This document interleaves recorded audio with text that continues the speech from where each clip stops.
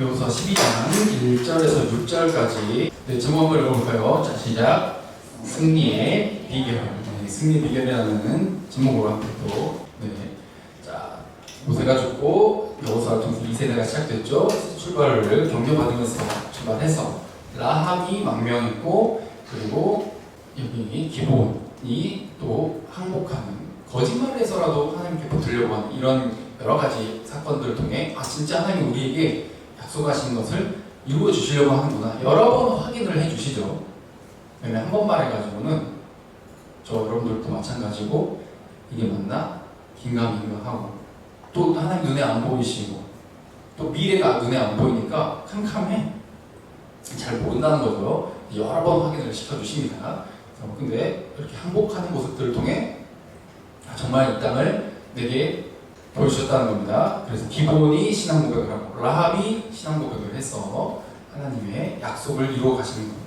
그래서 이 가나안의 남부를 정복했고, 그리고 지난 시간 또 북부를 정복하고, 이런 내용들을 우리가 쭉 살펴봤습니다. 그래서 11장까지가 이런 내용들이었고, 오늘 본문이 12장은 이것을 전체적으로 좀 요약한다, 다시 반복한다, 이렇게 부록처럼 전체를 요약해서 기억나게 한다, 이런 것으로 이해하시면 되겠습니다. 11장 마지막이 가나안 땅을 정복하는 것 전체를 요약했지만, 12장은 이제 가나안 동편, 이 요단강 동편, 요단강 건너기 전까지 포함해서 요약을 시작한다는 것이죠. 자, 이제 오늘 말씀 이제 시작하는데, 이 책도 많은 사람들이 베스트셀러를 평가를 하고, 좀 그래도 괜찮은 책인 것 같아요. 멘탈이 약한 사람들이 좀 보면 괜찮을 법한, 근데 항상 모든 사람에게 적용되는 건 아니지만 그래도 괜찮은 책이다. 그래서 많은 사람들이 읽었다, 이렇게 평가받는 책 중에 하나입니다. 네이비실의 승리의 기술. 자, 네이비실이 뭐냐? 미군 중에 해군이죠. 해군 특수부대. 여러 가지 훈련을 하고 결국 불가능해 보이는 임무에 투입을 해서 그것을 성공적으로 임무를 마치고 돌아오는 특수부대. 일반 부대가 아니라 정말 특수부대죠. 엄청난 육체적인 훈련과 정신적 훈련을 받는 곳이 네이비실이죠. 여기를 나온 출신의 어떤 한 사람이 이 책을 쓴 겁니다. 여러 가지 우리 살아가는 데 있어서 전쟁터 같은 삶을 살지 않냐, 항상 나 자신과의 싸움, 그리고 세상과의 싸움, 거기서 승리하는 기술, 뭔가 했을 때 네이비실의 그런 훈련 방법, 이런 것들을 쭉 요약해서 이제 설명을 하면서 한 12가지 정도를 이렇게 설명을 하면서 승리하는 방법을 소개하는 책이죠. 그 중에 여러 가지 중에 오너십이라고 있어요. 오너십. 이 훈련을 받는데 24개월 동안 훈련을 받습니다. 근데 그 중에 엄청나게 힘든 훈련들이 있는데,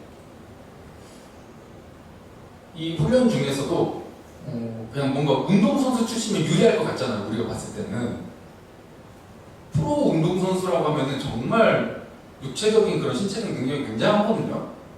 근데 그들도 나가 떨어집니다. 그리고 심지어 그 프로들 중에서도 메달리스트들까지도 도전을 하는데 나가 떨어집니다. 근데 오히려 그렇지 못한 출발을 갖고 있는, 어떻게 보면 육체적으로 보면 운동신경도 조금 떨어지고 그들보다 신체적 능력이 떨어지는 사람들이 통과하고 합격하더라, 이 말이에요. 이게 뭘까? 우리는 나는 안 돼, 나는 이걸 이겨낼 수 없어, 난 쟤랑 애초에 출발부터 달라, 나는 이겨낼 수 없어, 이렇게 생각하는 게 아니라 멘탈이라는 겁니다. 실제 갖고 있는 거 오히려 더 부족한데도 프로 운동선수 출신들도 떨어지는데 버텨내는 그자들이 나왔다는 거. 물론 모든 자들이 애초에 신체적으로 뭔가 결함이 너무 크면은 저기에 도전하지도 않았겠고 말이 안 되는 거고, 근데 저기에 도전했다는 것 자체만으로도 그래도 신체적으로 준비가 돼 있었는데, 그냥 신체적 능력만 봤을 때는 꼭 탑을 찍는 사람이 합격한 게 아니더라는 거죠. 그래서 여러 가지 예시 중에 조를 짭니다. 보통 6인조 밑으로 이렇게 조를 편성을 하거든요. 6인조. 그래서 리더가 있고 그 리더에 따라서 이렇게 한 조가 돼서 여러 미션들을 해나가는 거예요. 점수를 매기는 거예요. 조를 짜주고 점수를 매기는데 계속 꼴찌를 하는 팀이 있는 거예요. 계속 꼴찌를 하는 팀이 있어가지고 왜 쟤네는 항상 꼴찌를 할까? 근데 좀 상담을 해보니까 신체적 능력이 부족하다는 거야. 애초에 저기 지금 1등인 팀이랑 이길 수가 없다는 거예요 지금. 이렇게 생각하는 거죠. 그래서 한 가지 실험을 합니다. 그대로 있는데 그 조의 조장만 1등 조장을 꼴찌팀 조장으로 보내고 꼴찌팀 조장을 1등 조장으로 보내는 거예요. 그랬더니 반전이 일어났어. 꼴찌팀이 1등을 찍기 시작하는 거예요. 갖고 있는 게 이것밖에 안 된다고 불평하는 게 아니라 이 리더십이 그들의 멘탈을 다르게 만들고 마음가짐이 달라졌더니 임하는 자세가 달라지게 되고 항상 탓을 하던 사람들이 서로를 탓하고 내가 갖고 태어난 걸 탓하던 사람들이 갑자기 한대 뭉치더니 1등을 찍기 시작하는 거예요. 이 실제 있었던 일들인 거죠.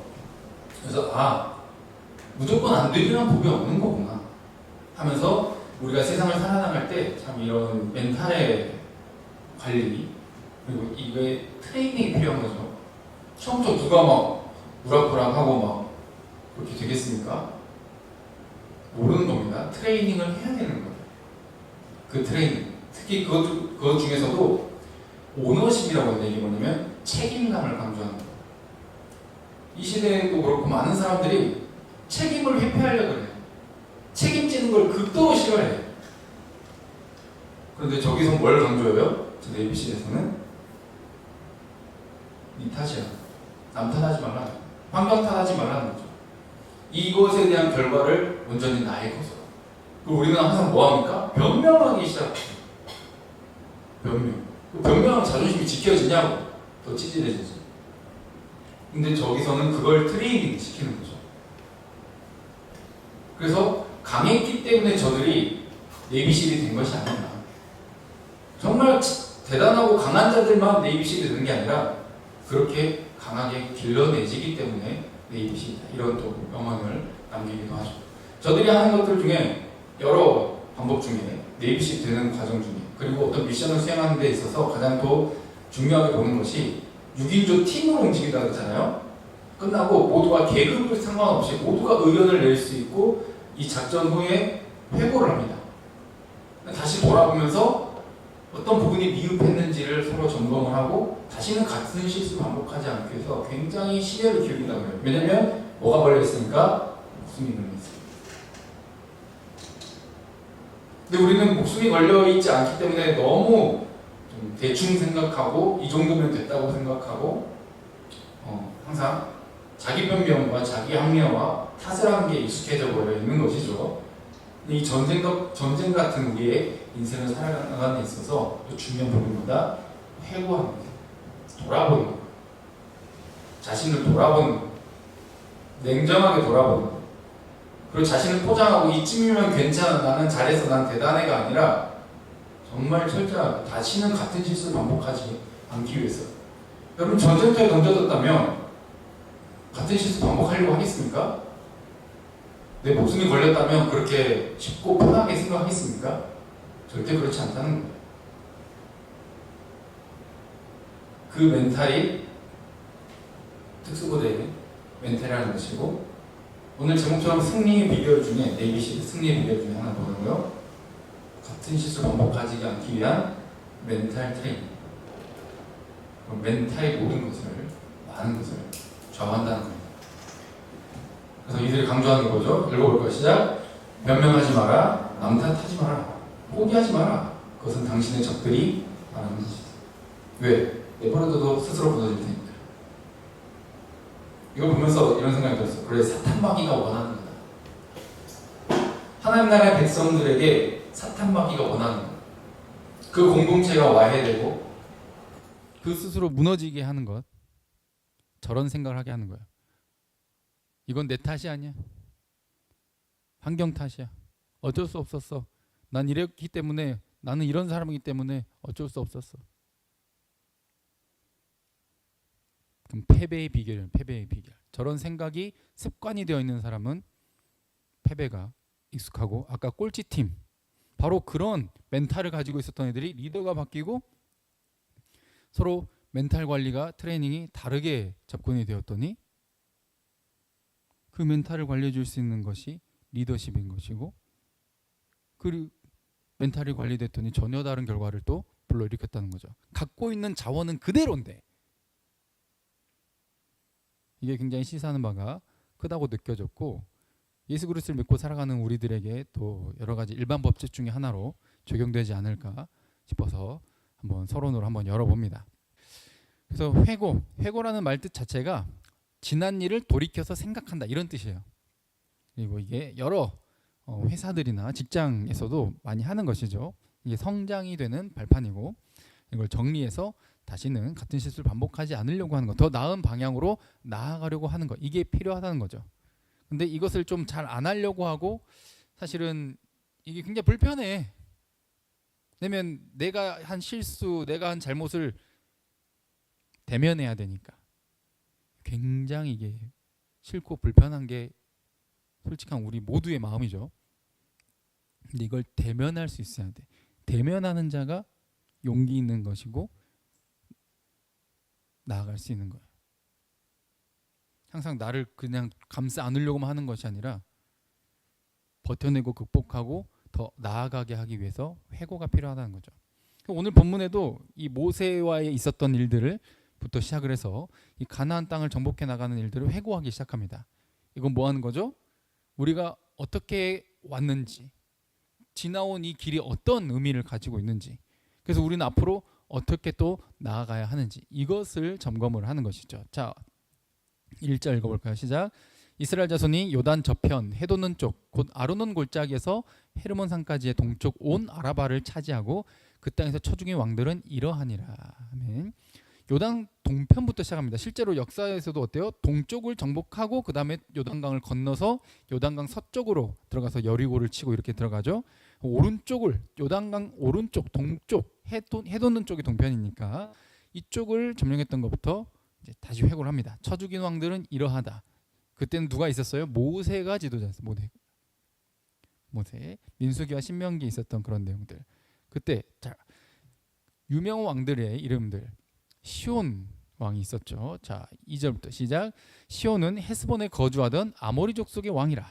그가 다스리던 땅은 아르논 골짜기가에 있는 아로엘로스부터 골짜기 가운데 성읍과 길르앗 절반 곧 암몬 자손의 경계 야복강까지이며 또 동방 아라바 긴네롯 바다까지이며 또 동방 아라바의 바다 곧 여메해 베뎌시못으로 통한 길까지와 남쪽으로 비스가 산기스까지이며 막 뭔가 이제 모르는 것들 많이 나오죠. 이게 지명이기 때문에 우리는 익숙하지 않을 뿐입니다.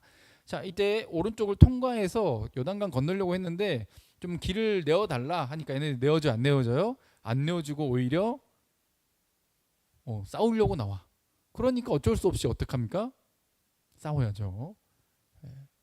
비켜주고 너희들에게 동맹 손을 내밀면 친해질 수 있지만 요단강 동편이기 때문에 오히려 이 얘네들이 적대감을 가지고 공격하러 나옴으로써 요단강 동편을 하나님께서 이스라엘 백성들에게 넘겨주는 그런 계기가 되게 됩니다. 그리고 이 시온 왕만이 아니라 4절에 또 누가 나옵니까? 자, 옥이라고 하는 왕이 나오죠. 바산 왕. 자, 읽어볼게요. 시작. 옥은 르바의 남은 족속으로서 아스다롯과 에드레이에 거주하던 바산의 왕이라. 그가 다스리던 땅은 헤르몬 산과 살르가와 온 바산과 및 그술 사람과 마아가 사람의 경계까지의 길르앗 절반이니 헤스본 왕 시온의 경계에 접한 곳이라. 아멘. 자, 옥 이제 왕 이름인데 르바의 남은 족속이다 했어요. 르바가 르바임 혹은 르파임 이렇게 불리는 거인 족속을 지칭하는 말이에요. 그러니까 거인 족속이 다 막 엄청 많은 숫자는 아니었지만 거기에 남은 족속이었다. 그래서 이 바산왕 옥은 철침대가 길이 위아래로 4m, 옆으로 폭으로 1.8m 정도의 거대한 침대를 썼다 그래요. 그 철로 만든 침대를 그만큼 엄청 3m에 육박하는 거대한 인물이었다. 그 왕이 있었는데 얘네들 맞서 싸워서 승리했고 그래서 차지한 땅들의 경계가 5절에 이렇게 쭉 나오게 되죠. 한번 지도를 봅시다. 보면은 자, 가나안 있고 맨 위에가 갈릴리 호수. 그리고 맨 밑에 사해 보이시죠? 사해. 그 사이를 잇는 게 요단강. 요단강 이제 오른쪽을 보시죠. 이제 노란 쪽 영역. 거기 보면은 가운데가 야복강 있죠. 야복강이 이 왼쪽에 서쪽까지 이렇게 쭉 이어지고 있어요. 그리고 맨 밑에 보면은 뭐가 있어요? 아까 나왔던 아르논강이 나와요. 아르논강. 그리고 여기엔 빠져 있는데 여기 뒤에 여기에 보시면 좀 비슷한데 저기 위에 야르묵강이라고 또 있죠. 동쪽 문하세 바로 밑에 보면은 야르묵강. 저게 동쪽에서 서쪽으로 흐르는 그런 강입니다. 그러니까 저기가 좀 고원지대 평야이고 저기 헤르몬산, 우리가 또 헐몬산 이렇게도 나오는데 그 산에서부터 높은 데서부터 만년설이 녹아서 물이 쫙 내려오는 그쪽과 연결되어 있는 거죠. 그래서 헤르몬산이면 북쪽 끝, 아르논강이면 남쪽 끝, 이렇게 동쪽을 요단강 동편을 설명하고 있는 것이죠. 그래서 여러분들이 성경을 읽을 때 오늘 본문 이 내용들, 이 지명을 볼 때 이런 지도를 함께 보시면서 보셔야 이 지역을 말을 하는 거구나 알 수 있는 거죠. 그럼 오른쪽에 보시면 여기 야르묵강을 경계로 그 위쪽이 바산왕 옥, 그리고 그 밑쪽이 어디? 시온왕이 이렇게 차지하고 있는 것이죠. 그래서 얘네들이 이 아모리 뭐라고요? 아모리 족속인데 이 지역을 두 지역으로 서로 나누어서 통치를 하고 있었어요. 이 바산왕과 밑에 시온왕이 뭐다? 둘 다 아모리 족속이다. 아모리 족속. 기억해 두세요. 아모리 족속 자주 나오니까요. 가나안에서 가나안을 대표하는 민족 족속 중에 또 아모리 족속이 있는 거죠. 여기를 누가 차지한다? 루벤 지파, 갓 지파, 므낫세 중에서 절반이 이 지역을 미리 차지하고 들어가게 된다. 분배를 받아서요.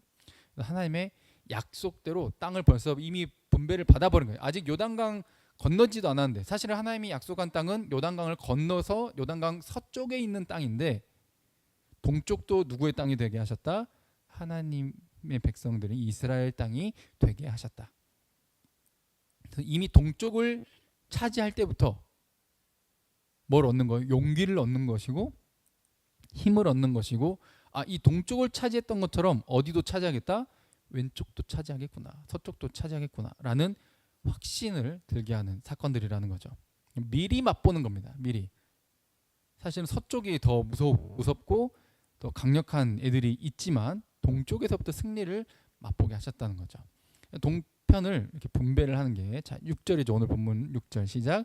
여호와의 종 모세와 이스라엘 자손이 그들을 치고 여호와의 종 모세가 그 땅을 루벤 사람과 갓 사람과 므낫세 반 지파에게 기업으로 주었더라. 아멘. 자, 오른쪽 그림 여기 지도를 보시면 오른쪽 요단강 흐르고 있죠. 그 오른쪽에 밑에서부터 루벤, 중간에 갓, 맨 위에 므낫세 중에 절반이 이 지역을 차지해서 땅을 분배를 받게 됩니다. 강조되고 있는 이름이 뭡니까? 여호와의 종 모세.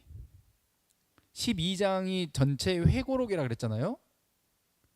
모세에서부터 누구까지? 여호수아까지 이 지역을 차지하게 되는 데 있어서 활약했던 우리의 지도자, 그리고 하나님의 은혜, 이게 강조되고 있는 거예요. 니들이 싸웠지만, 니들이 전쟁터로 나갔지만 너의 능력이 아니라 여호와의 종들과 그 종들과 함께 하신 하나님의 능력 때문에 이곳을 차지했다라고 하는 걸 회고록을 통해서 다시 한번 기억하는 거죠. 이 땅은 애초에 아브라함에게 약속해 주신 약속의 결과물, 성취라는 것이죠. 자, 창세기 15장 16절 읽어볼게요. 시작. 네 자손은 4대 만에 이 땅으로 돌아오리니 이는 아모리 족속의 죄악이 아직 가득 차지 아니함이니라 하시더니. 아멘. 아모리 족속 나오죠? 여기가 가나안 족속의 대표예요. 근데 얘네들이 진짜 추악하고 포악하고 더러운 짓거리를 다 하고 있는 거예요. 근데 하나님이 꾹 참고 계시는 거죠. 그래서 100도씨가 되어야 뭐가 됩니까? 이 뜨거운 수증기가 나오기 시작해요. 근데 99도까지는 그냥 뜨거운 물일 뿐이에요. 수증기가 된 변화가 일어나지 않아요. 근데 정확히 100도씨에서 변화가 일어나기 시작한다는 거죠. 하나님께서 그 백도시까지 그 임계점까지 참고 계시는 겁니다. 아모리 족속이 자기 자식들을 불로 태워서 자기들이 섬기는 우상에게 갖다 바치는 이런 짓을 몇백 년간 해도 하나님은 꾹 참고 계신다. 그런데 결국 그 임계점이 다다르게 되고 하나님께서 참지 않으시고 이스라엘이라고 하는 민족을 통해 그들을 심판하신다는 거죠. 그게 이 가나안 정복 사건입니다. 그리고 애초에 아브라함한테 뭐라고 약속하십니까? 네 자손이 이집트를 말하죠. 이집트에 가서 종으로 살다가 4대 만에 몇백 년, 400년 상징하죠. 이 땅으로 돌아올 것이다. 그러니까 너무 오래전부터 이미 약속을 해주신 거예요. 애굽에서 노예로 살 것을. 그리고 400년 만에 이 땅으로 돌아올 것이다. 근데 그게 뭐 하려고? 이 아모리 족속의 죄악을 그치고 그것을 새롭게 리셋하기 위해서.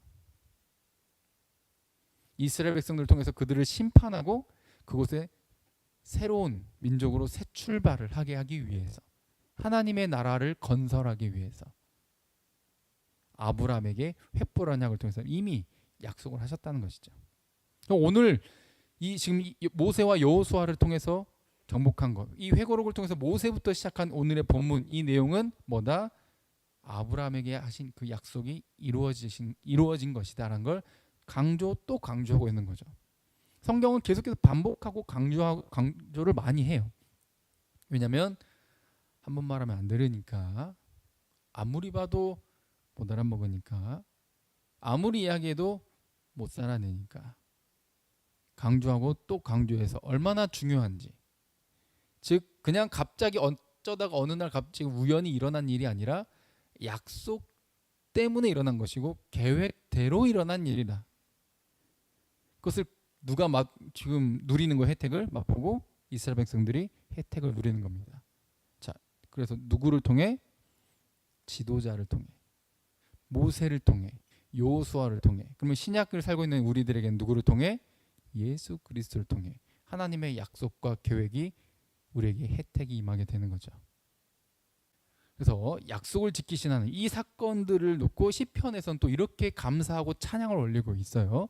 자, 이게 여러 가지가 이제 역사를 또 회고하면서 하는 찬양인데 7절부터 위에 17절이라고 하는 게 표시가 안 되어 있는데 한번 읽어볼까요? 시작. 큰 왕들을 치신 이에게 감사하라. 그 인자하심이 영원함이로다. 유명한 왕들을 죽이신 이에게 감사하라. 그 인자하심이 영원함이로다. 아모리인의 왕 시온을 죽이신 이에게 감사하라. 그 인자하심이 영원함이로다. 바산 왕 옥을 죽이신 이에게 감사하라. 그 인자하심이 영원함이로다. 그들의 땅을 기업으로 주신 이에게 감사하라. 그 인자하심이 영원함이로다. 곧 그 종 이스라엘에게 기업으로 주신 이에게 감사하라. 그 인자하심이 영원함이로다. 아멘. 우리는 지금 불과 지난달 말에 이 근처에서 한 여고생이 살해를 당했잖아요. 그럼 범죄를 보면서 분노합니다. 그리고 강약 약강이라고 하는 말을 들으니까 온 국민이 다 분노해.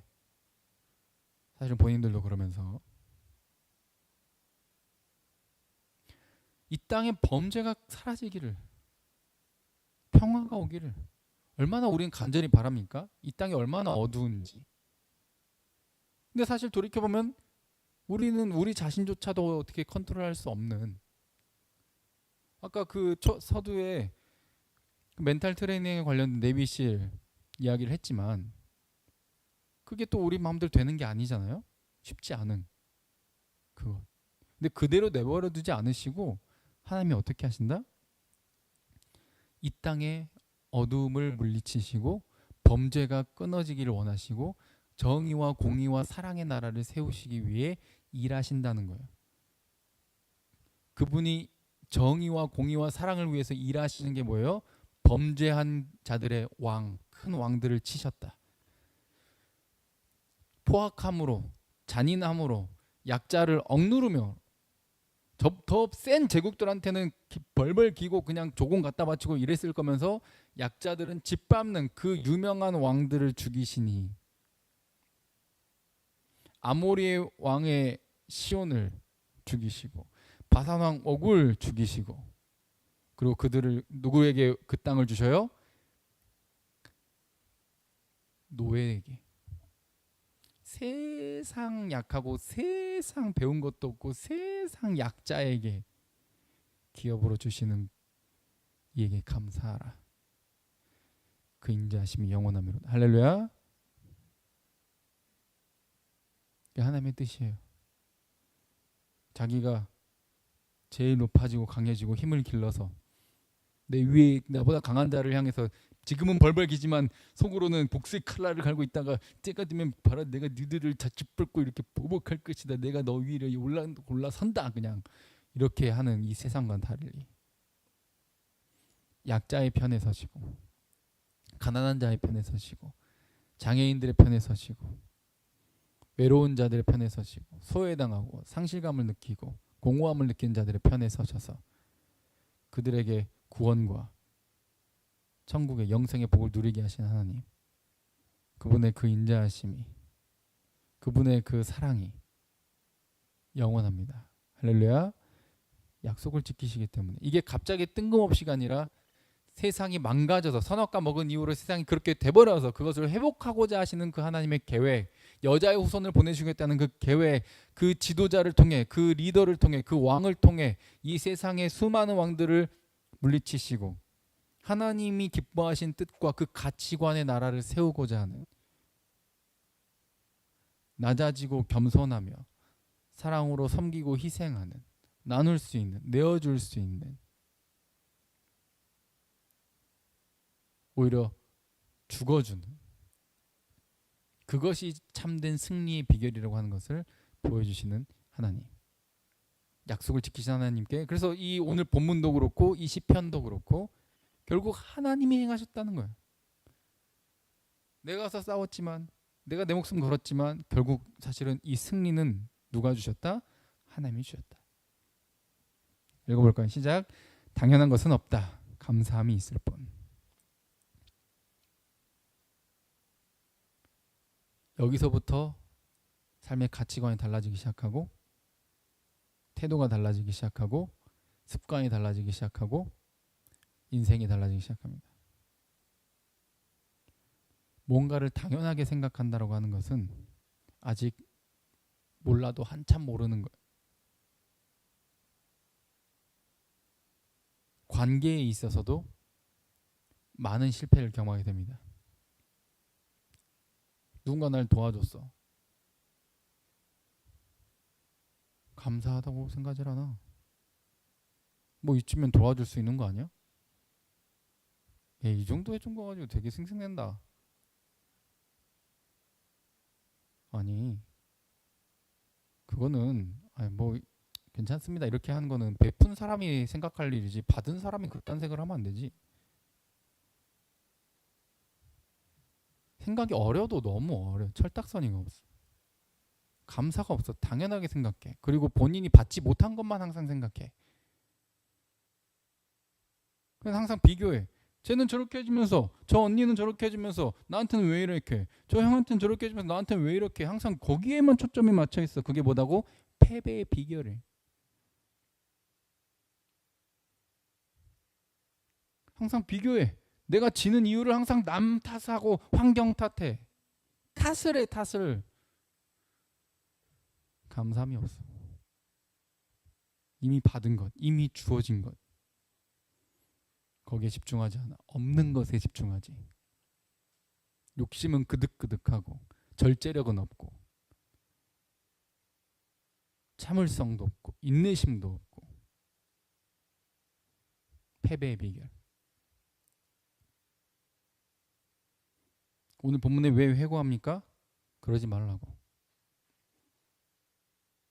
그 생각을 갖다 버리라고. 돌아보고 또 돌아봐라. 당연한 것이 있는지. 네 삶엔 당연한 것이 없어. 다 하나님의 은혜지. 할렐루야. 이게 변화의 시작인 거예요. 예수 그리스도 알고 믿었다. 내가 교회의 공동체다. 진짜 찐이다. 진짜 예수님을 위해서 내가 죽을 수 있다. 말로만 하지 말고 삶으로 증명해야 돼요. 모든 것에 감사할 수 있어요. 이런 마음을 가진 자들이 모인 그곳은 천국으로 변화되기 시작할 겁니다. 할렐루야. 여러분들이 그렇게 되기를 원하고 여러분들이 속한 그곳을 이 멘탈로 바꾸는, 분명 꼴등조였지만 이 멘탈로 바꿔주는 그 조작만 바뀌었을 뿐인데 신체 능력도 모든 게 다 그대로인데 멘탈만 바뀌었을 뿐인데 1등조가 되잖아요.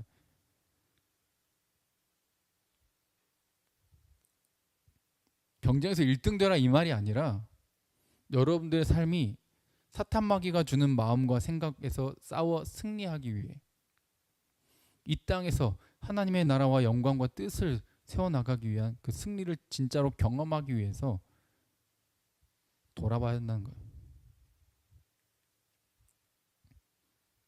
그래서 이 요단강 동편을 차지하게 하신 것은 어떤 일이다? 서편을 향한 출발 신호였다. 땅 어때? 그럼 동쪽 차지했으니까 와 차지했다. 이쯤이면 나 진짜 수고했다 진짜. 아 대박 진짜 힘들었다. 이런 마인드를 가졌다면 돌아보시고 이게 무슨 신호다? 출발 신호다. 이제 달려야 될 때 달려야 될 때. 가도 된다는 거예요. 신호등에서도 녹색불이 떴어. 출발 신호 가라는 거예요. 안전하다는 거예요. 하나님의 약속인 거예요. 믿고 가면 되는 거예요. 아, 지금 가면은 안 되는 거 아니야? 아니 신호가 떴잖아.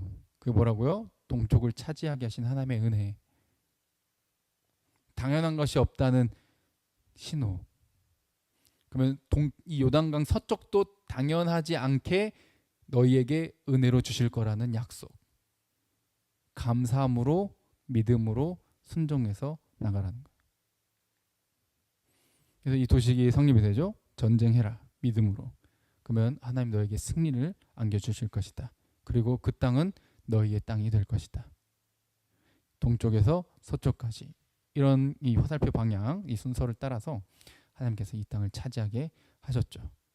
이게 소망이 되는 것이고 현재를 살고 있는 예수 그리스도를 통해 하나님의 백성이 된 우리에게도 똑같이 적용이 된다는 것입니다. 우리의 능력이 아닌 하나님의 능력. 그 절정과 그 극치가 뭡니까? 예수 그리스도의 십자가와 부활이에요. 아멘. 내 힘으로 구원받은 거 아니에요. 나 대신 채찍에 맞으시고 등 근육과 뼈가 보일 정도로 등 근육과 여러 가지 살이 다 찢겨 나가시고 그 상태에서 십자가 지시고 저 언덕을 오르신 다음에 두 팔과 발에 구멍이 나셔서 죽을 때까지 물과 피를 쏟아내며 최악의 고통을 느끼시며 그 와중에 우리의 얼굴과 이름을 떠올리시며 버텨내신 하나님의 약속과 그것을 대신 해내신 우리의 참된 지도자, 참된 왕이신 예수 그리스도의 능력이라는 것이죠. 당연하지 않게 생각하시길 바랍니다. 우린 너무 많이 들어가지고 너무 많이 노래하고 예배도 너무 많이 드려서 감동과 감격이 형식이 되고 식어질 때가 얼마나 많은지 몰라요. 항상 당연하지 않다는 생각으로 평생을 살아가시길 바랍니다. 이게 승리의 비결이 될 거예요. 그래서 약속하셨죠? 출발 신호입니다. 예수 그리스도 믿는 자들에게 뭐를 주셨어요? 성령을 보내주셨어요. 그러면 뭐의 약속이죠?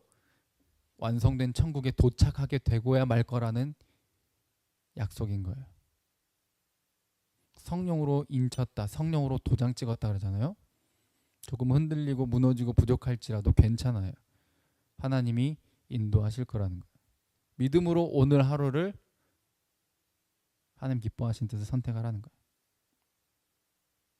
당연하게 여기지 말고 감사하게 여기면서 남 탓하지 말고 변명하지 말고 포기하지 말고